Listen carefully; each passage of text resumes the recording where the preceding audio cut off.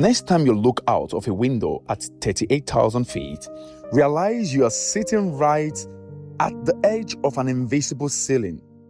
It feels like the higher an airplane goes, the better. Up there, the air is smooth, weather disappears below you, and less air resistance means burning less fuel.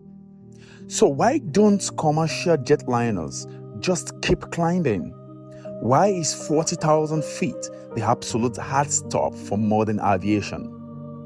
The answer involves an engineering trap known as the coffin corner and physics that could suffocate an engine in seconds.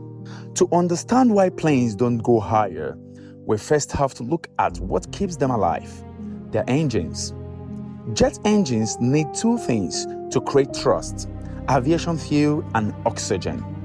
At sea level, the air is dense, but as you climb to 40,000 feet, the atmosphere becomes radically thin, holding less than a quarter of the oxygen found at the ground level. To compensate, the giant fan blades compress huge volumes of this thin air, but past 42,000 feet, and the air becomes too thin to compress effectively.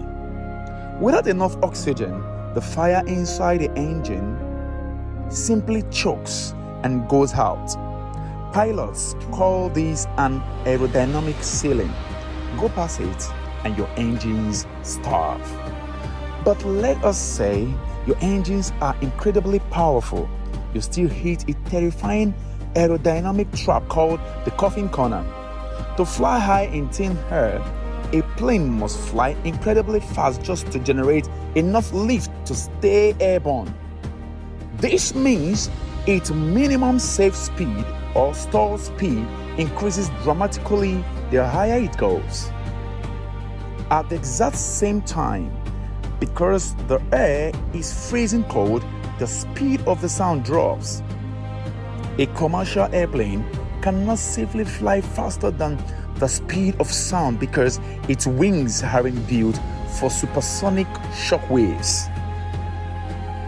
At 41,000 feet, the gap between your slowest safe speed and your absolute maximum safe speed narrows down to just a few knots.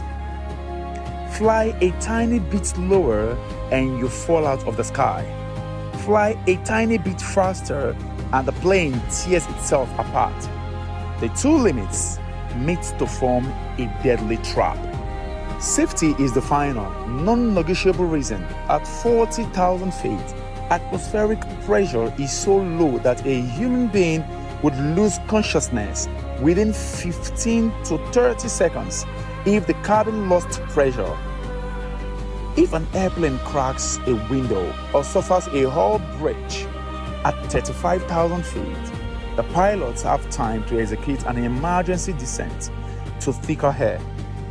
If it happens at 45,000 feet, the air rushes out so violently and the air outside is so thin that the pilot themselves could pass out before they can even push the nose of the aircraft down.